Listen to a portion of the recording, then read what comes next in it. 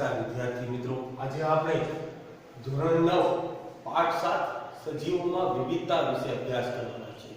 તમને એક પ્રશ્ન થાય કે વિવિધતા એટલે શું? તેમ કહેવાય પૃથ્વી પર લાખોની સંખ્યામાં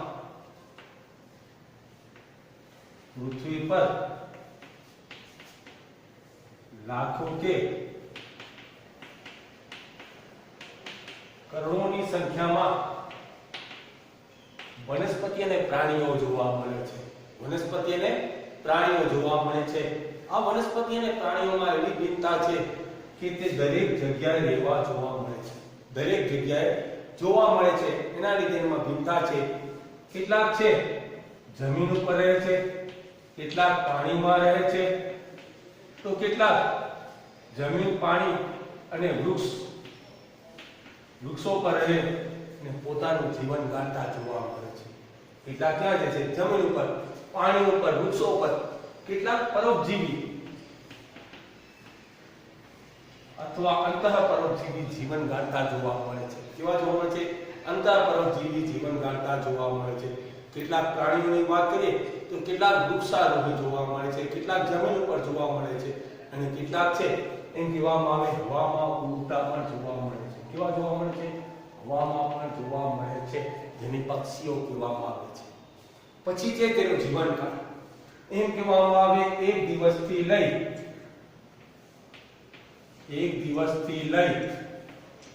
અને 600 વર્ષ સુધીનું આયુષ્ય ધરાવે છે. કેટલા? 600 વર્ષ સુધીનું આયુષ્ય ધરાવે છે. સામાન્ય જો તેમ કહેવાય મચ્છર છે કે વાયરસ કે બેક્ટેરિયા છે, મચ્છર છે એનું આયુષ્ય એક દિવસનું હોય છે, જ્યારે સૌથી વધુ આયુષ્ય કોનું હોય છે? કાચબાનું જોવા મળે છે. મચ્છરનું આયુષ્ય એક દિવસનું છે, જ્યારે એમ કહેવાય કાચબાનું આયુષ્ય કેટલા વર્ષ છે? 600 વર્ષનું જોવા મળે છે. પછી જોઈએ કદ જોઈએ કે સૌથી નાના કદના તો એ કહેવાય માઇક્રોસ્કોપમાં જોઈ શકાય છે. માઇક્રોસ્કોપમાં જોઈ શકાય છે. ક્યાં જોઈ શકાય છે? માઇક્રોસ્કોપમાં જોઈ શકાય છે, જે કે વાયરસ અને બેક્ટેરિયા જેવા નાના સૂક્ષ્મજીવો. સૌથી મોટા એમ કહેવામાં આવે કે 1000 મીટરની ઊંચાઈ ધરાવે છે. 1000 મીટરની ઊંચાઈ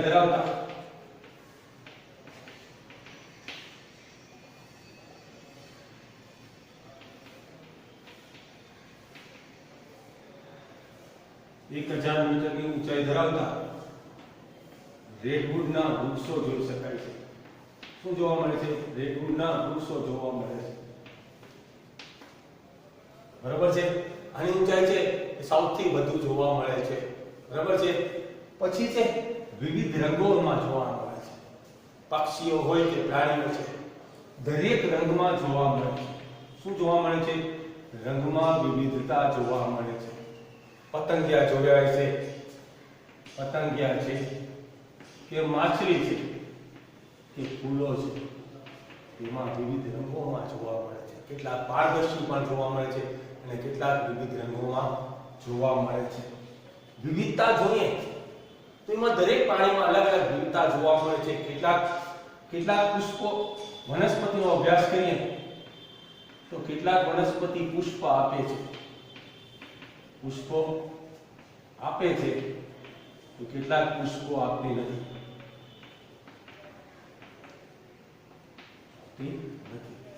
જેને અપુષ્પી કહેવામાં આવે છે અથવા એને સપુષ્પી કહેવામાં આવે છે.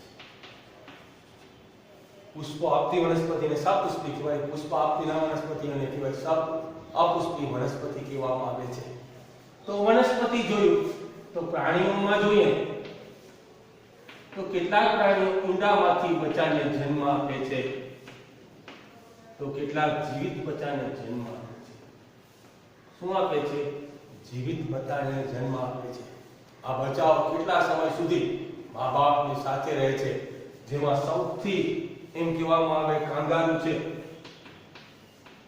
કાંગારૂ નામનું પ્રાણી છે, તે પોતાના એક કોથળી ધરાવે છે કે જેમાં નાનું બાળક રહી શકે છે. તો કેટલાક પક્ષીઓ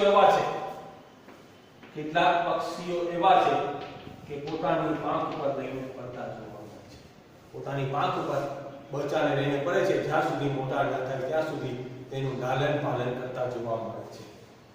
વનસ્પતિ અને છેલ્લું છે, વનસ્પતિ અને પ્રાણીઓ છે એ કોઈ પણ એવી જગ્યા નથી કે જ્યાં વનસ્પતિ અને પ્રાણીઓ ન હોય.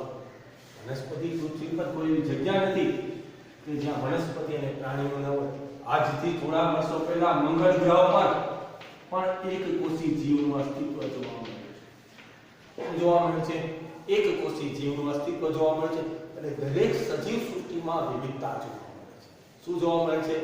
વિવિધતા જોવા મળે છે. તેના રહેઠાણને આધારે, કોના આધારે? તેના રહેઠાણને આધારે, ખોરાકના આધારે શું જોવા મળે છે?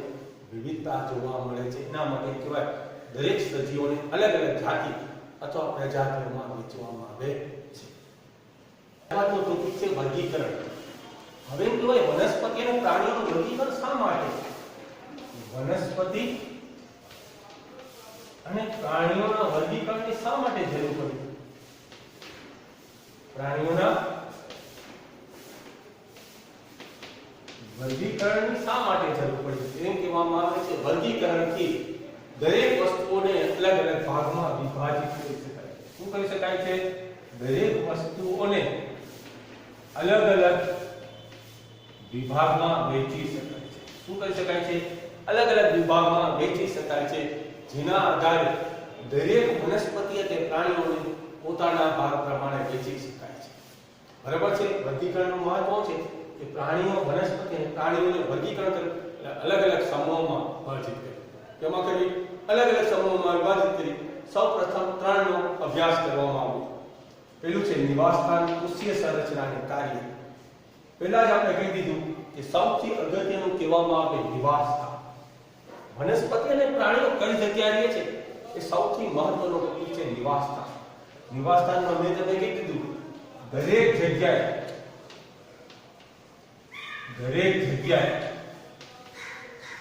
વનસ્પતિ અને જીવ જોવા મળે છે. વનસ્પતિ અને જીવ એટલે કે પ્રાણીઓ જોવા મળે છે. વનસ્પતિ અને પ્રાણીઓ જોવા મળે છે. તમે ઋતુ પ્રમાણે ગણો કે રહેઠાણ પ્રમાણે ગણો, દરેક સજીવે પોતાની શું કહેવામાં આવે છે કે પોતાની ફેરબદલીને પોતાના આધારે ફેરફાર કરી, શું કર્યું? પોતાના શરીરમાં ફેરફાર કરી વનસ્પતિ અને પ્રાણીઓ જીવિત રહી શકે છે. વનસ્પતિ અને પ્રાણીઓ શું કરી શકે છે? પોતાનું અસ્તિત્વ જાળવી શકે છે. અસ્તિત્વ જાળવી શકે છે. તમને ખબર હશે કે રણ જેવા રણમાં પાણી ન મળતું, રણમાં પાણી ન મળતું હોય તો ત્યાં પણ એમ કહેવામાં આવે છે થોર અને ઊંટ જેવા પ્રાણીઓ જોવા મળે છે. શું કામ જોવા મળે છે? આપણે ભણી ગયા છે આગળ. કારણ કે ઊંટ છે કેટલાક દિવસો સુધી પાણીનો સંગ્રહ કરી શકે છે, પોતાના શરીરમાં ફેરફાર કરે છે. બીજું જોઈએ કે પાણીમાં પણ જોવા મળે છે, જેમ કે છે કમળ છે કે માછલી છે. કમળ છે કે માછલી છે પાણીમાં જોવા મળે છે. તો કમળના પાંદડા ઉપર જોવા મળે છે મીણનું આવરણ જોવા મળે છે. ત્યારે માછલી પાણીમાં તરી શકવા માટે મીન પક્ષ ધરાવે છે. શું ધરાવે છે? મીન પક્ષ ધરાવે છે. તેના લીધે પાણીમાં તરી શકે છે. આવી કેટલીક વર્તણૂક જોવા મળે છે. તે આવશે નિવાસસ્થાન. પછી છે જમીન ઉપર.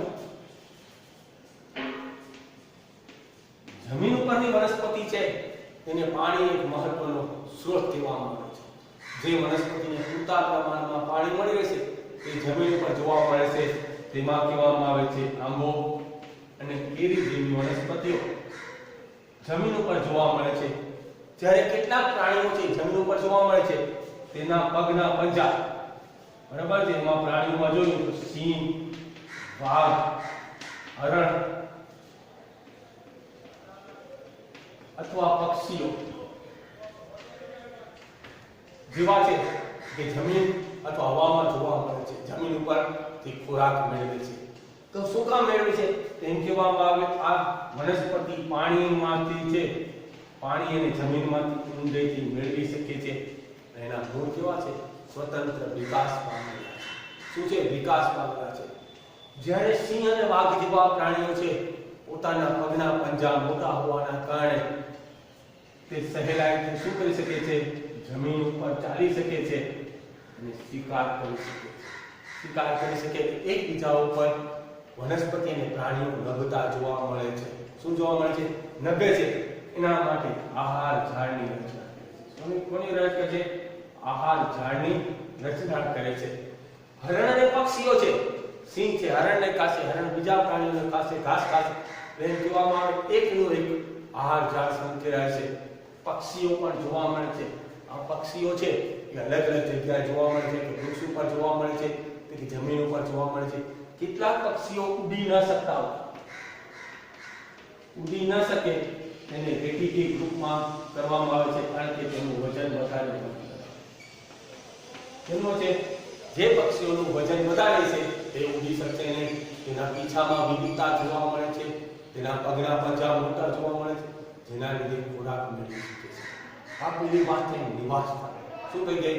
નિવાસસ્થાનની રણ, પાણી અને જમીનમાં જોવા મળે છે. તે પછીનો ટોપિક છે કોષીય રચના.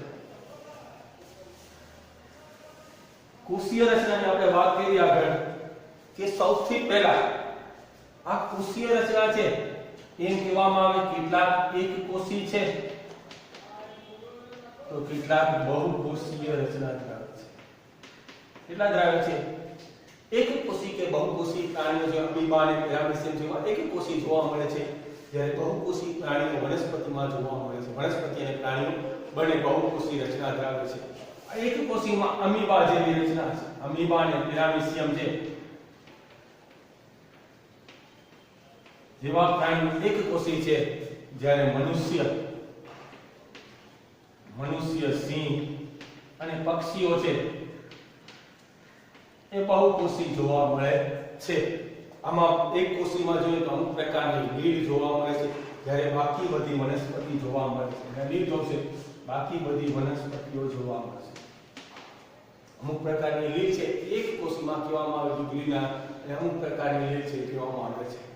તો આના માટે કહેવાય કોષીય રચના જોવા માટે તેના શરીરનું બંધારણ અલગ અલગ પ્રકારનું જોવા મળે છે. બહુકોષીય છે તેમાં કોષમાંથી પેશી, પેશીમાંથી અંગ, અંગમાંથી તંત્ર અને માનવ શરીર વ્યવસ્થિત કાર્ય કરતું જોવા મળશે. શું જોવા મળશે? એક વ્યવસ્થિત કાર્ય, દરેક કાર્ય માટે અલગ અલગ અંગ જોવા મળશે. દરેક કાર્ય માટે શું જોવા મળશે? અલગ અલગ અંગ જોવા મળશે અથવા તંત્ર જોવા મળશે. રુધિર માટે રુધિરાભિસરણ તંત્ર અંગ છે, આંખ છે જોવા માટે, હાથ પગ છે ચાલવા માટે, ખાવા માટે, શિકાર કરવા માટે ઉપયોગી જોવા મળે છે.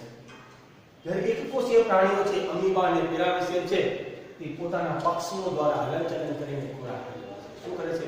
પોતાના પક્ષીઓ દ્વારા હલનચલન કરીને ખોરાક મેળવે છે.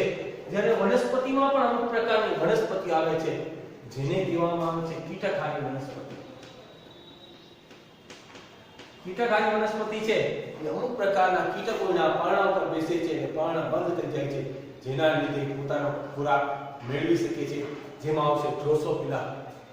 બરાબર છે? એને આવશે એક ઉદાહરણ યાદ છે, એના માટે તમે કહો કળશપાણા. કળશપાણા નામની વનસ્પતિ એવી છે કે તેના પાંડો રંગ અને સુગંધિત આવે છે, જેના લીધે કીટકો તેના ઉપર બેસે છે અને શું કરે છે? તેને પોતાનો માંસાહાર તેને ખોરાક કરે છે. કેટલાક પાંડોમાં પણ વિવિધતા જોવા મળે છે, જેમાં આવશે લજામણી. લજામણી વનસ્પતિના પર્ણને હાથ લગાડવામાં આવે તો પર્ણ સંકોચાઈ જાય છે. શું જાય છે? પર્ણ સંકોચાય છે, કારણ કે કોષીય રચના અલગ પ્રકારની, પાણીનું વરણ વધારે જોવા મળે છે. આ કોષીય રચના અલગ જોઈએ, એના કરતા પણ અલગ જોઈએ તો એમ કહેવામાં આવે છે કે રાતરાણી નામની વનસ્પતિ તેના ફૂલ રાત્રે ખીલે છે. ફૂલ ક્યારે ખીલે છે? રાત્રે ખીલે છે.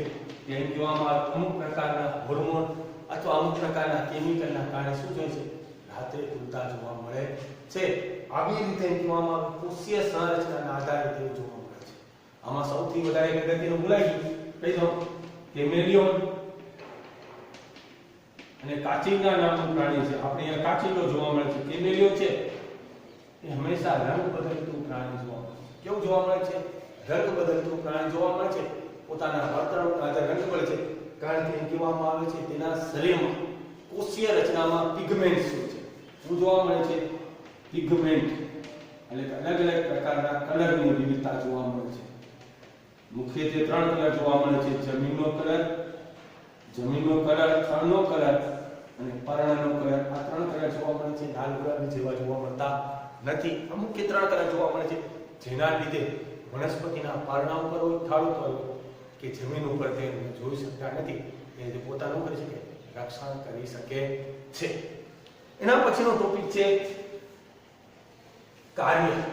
હવે એમ કહેવામાં આવે દરેક વનસ્પતિ અને પ્રાણી કાર્ય છે તે અલગ અલગ જોવા મળે છે.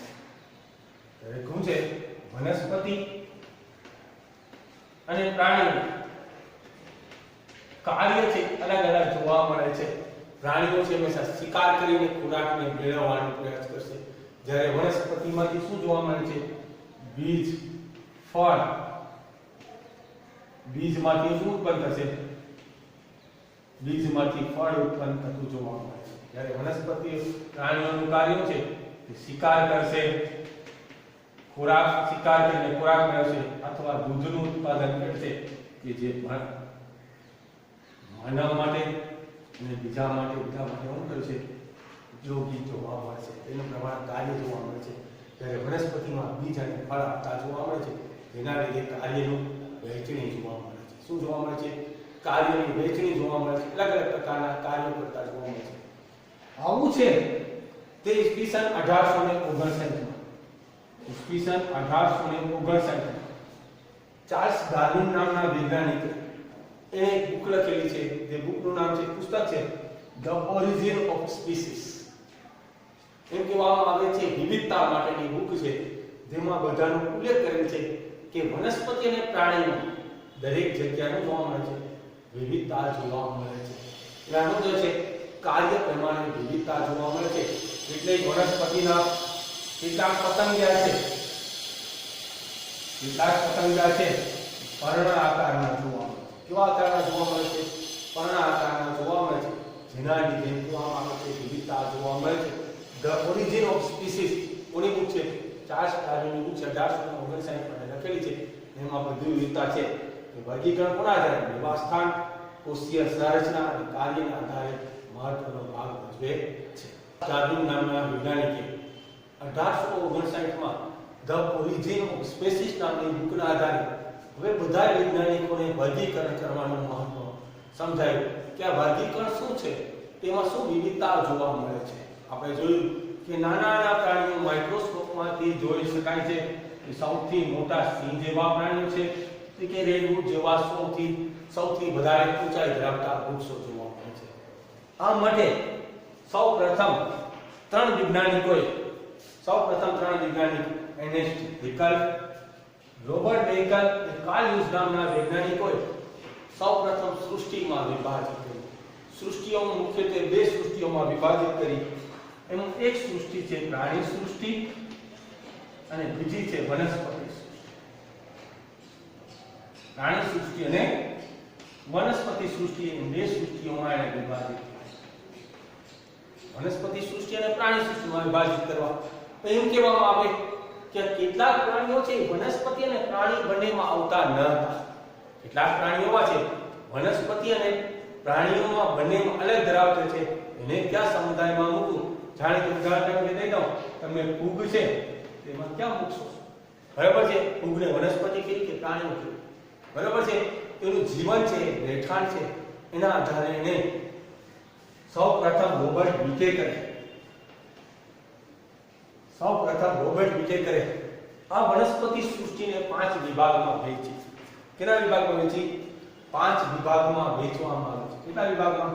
5 વિભાગમાં. મોનેરા એટલે પ્રાથમિક કક્ષાએ, મોનેરા એટલે એકકોષીય જીવો,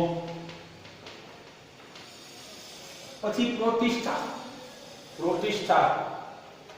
પ્રો એટલે પ્રાથમિક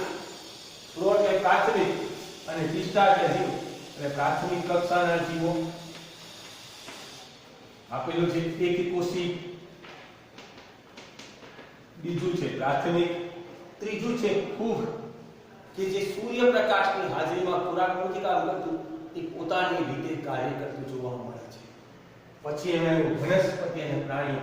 વનસ્પતિ છે સૂર્યપ્રકાશની હાજરીમાં કાર્ય કરે છે અને પ્રાણીઓ છે એ વનસ્પતિ ઉપર આધારિત રહીને કાર્ય કરતા જોવા મળે છે. આમ એને 5 સૃષ્ટિમાં વિભાજિત કરી. સૌપ્રથમ મોનેરા, પ્રોટિસ્ટા અને ફૂગ. ફૂગ એમ કહેવામાં આવે સળેલા કાર્બનિક પદાર્થો પર જોવા મળે છે. ક્યાં જોવા મળે છે? સળેલા કાર્બનિક પદાર્થો પર જોવા મળે છે. જ્યારે વનસ્પતિ સૂર્યપ્રકાશમાંથી ખોરાક મેળવે છે અને પ્રાણી ક્યાંથી? કે વનસ્પતિઓ પર આધારિત જોવા મળે છે. આના આધારે કોના આધારે ભાગ પડ્યા? કે કોષીય સંરચના, પોષણ અને શરીરના આયોજનના. એના આધારે શરીરના આયોજનના આધારે ભાગ પાડવામાં આવ્યા છે.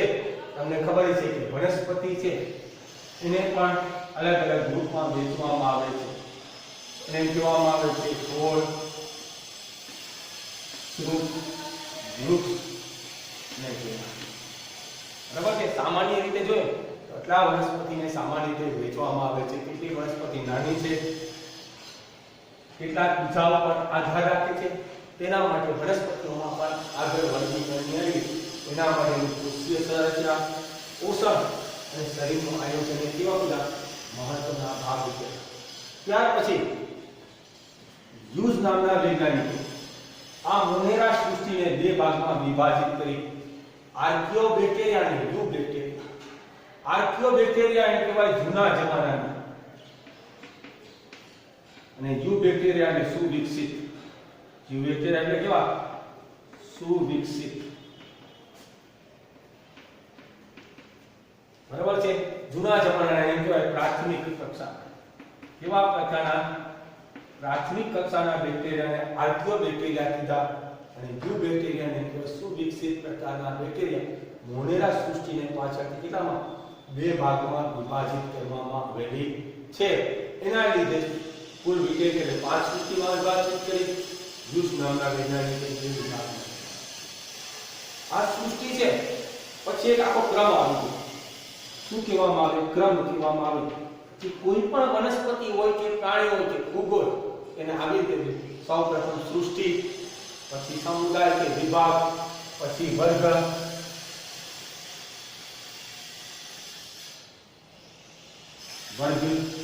પછી ગોત્ર, પછી કુળ, જાતિ અને પ્રજાતિના નામે વહેંચવામાં આવે છે.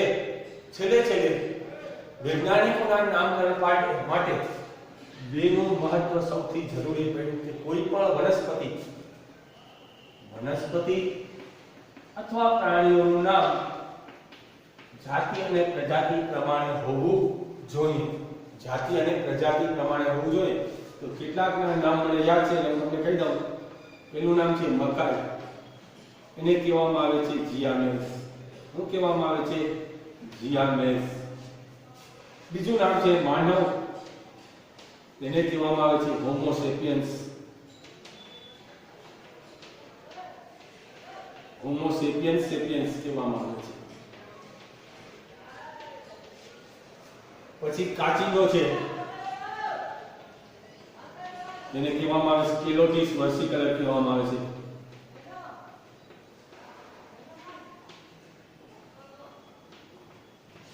આવા અલગ અલગ નામ 2 નામમાં વિભાજિત કરવામાં આવેલા છે જેને કહેવામાં આવે જાતિ અને પ્રજાતિનું નામ કહેવામાં આવે છે.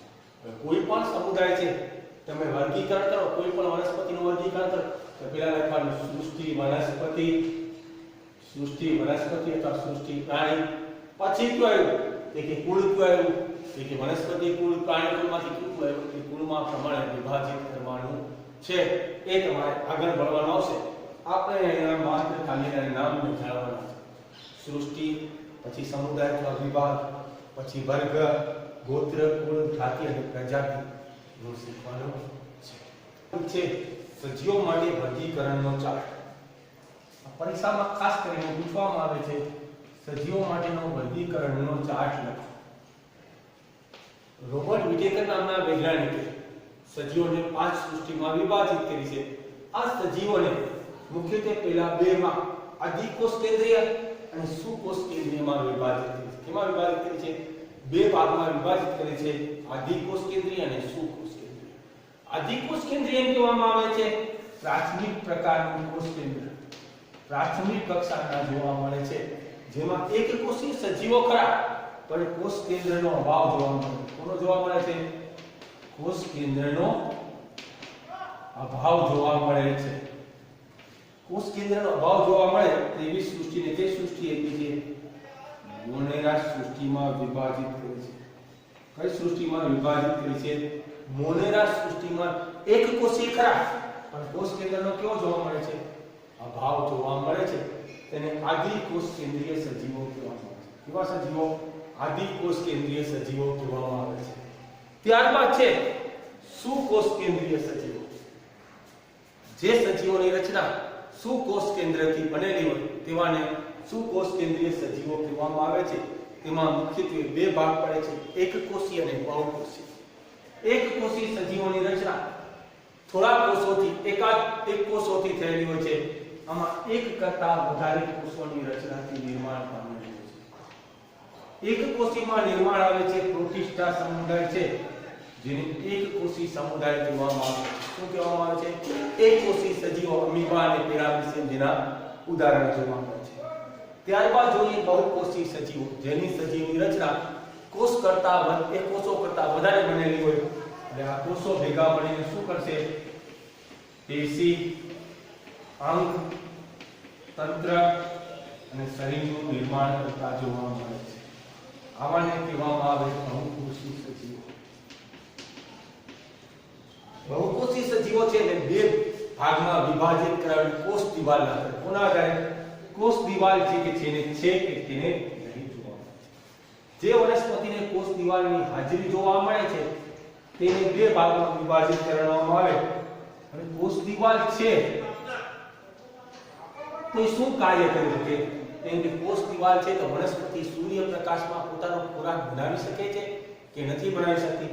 તેને કહેવામાં આવે પ્રકાશ સંશ્લેષણ કરી શકતા અને પ્રકાશ સંશ્લેષણ ન કરી શકતા. પેલું છે પ્રકાશ સંશ્લેષણ ન કરી શકતા. પ્રકાશ સંશ્લેષણ ન કરવાનો મતલબ છે કે ખોરાક બનાવતા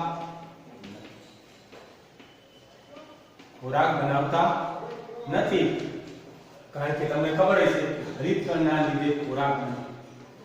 હરિતકણ અને સૂર્યપ્રકાશની હાજરીમાં ખોરાક બને તો સૃષ્ટિ ફૂગમાં હરિતકણ જોવા મળતા નથી. એમાં કયા આવશે? વનસ્પતિ સૃષ્ટિનો સમાવેશ કરવામાં આવે. કોનો સમાવેશ કરવામાં આવે? વનસ્પતિ સૃષ્ટિ છે એ સૂર્યપ્રકાશની હાજરીમાં પોતાનો ખોરાક બનાવે છે. ત્યારબાદ છે કોષ દિવાલ. કોષ દિવાલ ન હોય તો શું કરે છે? કે શરીર રચનાનું નિર્માણ કરે છે. તેને કહેવામાં આવે પ્રાણી સૃષ્ટિ કહેવામાં આવે છે. આમ રોબર્ટ વેટેકર નામના વૈજ્ઞાનિકે સજીવોને 5 સૃષ્ટિમાં વિભાજિત કરી છે. પહેલી સૃષ્ટિ છે મોનેરા સૃષ્ટિ, બીજી સૃષ્ટિ છે પ્રોટિસ્ટા, ત્રીજી સૃષ્ટિ છે ફૂગ, ચોથી સૃષ્ટિ છે વનસ્પતિ સૃષ્ટિ અને છેલ્લી સૃષ્ટિ છે પ્રાણી સૃષ્ટિ. 2, 3, 4 અને 5. પછી આ બીજી સૃષ્ટિ છે પ્રોટિસ્ટા, ત્રીજી છે ફૂગ, ચોથી છે વનસ્પતિ અને પાંચમી પ્રાણી સૃષ્ટિમાં વિભાજિત કરવામાં આવે છે. આ બધા સૃષ્ટિના લક્ષણો એકબીજાને અલગ હોવાથી તેને અલગ અલગ સૃષ્ટિઓમાં વિભાજિત કરવામાં આવી છે. જેમ કે આદિકોષ કેન્દ્ર કેવા છે? પ્રાથમિક કક્ષાના કોષ કેન્દ્રનો અભાવ જોવા મળે છે. આમાં કોષ કેન્દ્રની શું જોવા મળે છે? હાજરી જોવા મળે છે. શું જોવા મળે છે? કોષ કેન્દ્રની હાજરી. તો ક્યાં સંખ્યાના આધારે? અહીંયા ક્યાં પડ્યું? સંખ્યાના આધારે ભાગ પડ્યા. એક કોષો છે, કોષોની સંખ્યા વધારે છે, બહુકોષી છે. પછી છે કોષ દિવાલ. કોષ દિવાલ છે કે કોષ દિવાલ નથી. પછી આવશે પ્રકાશ સંશ્લેષણ અને છેલ્લે આવશે શરીર રચનાના આધારે વિભાજિત કરવામાં જોવા મળે છે.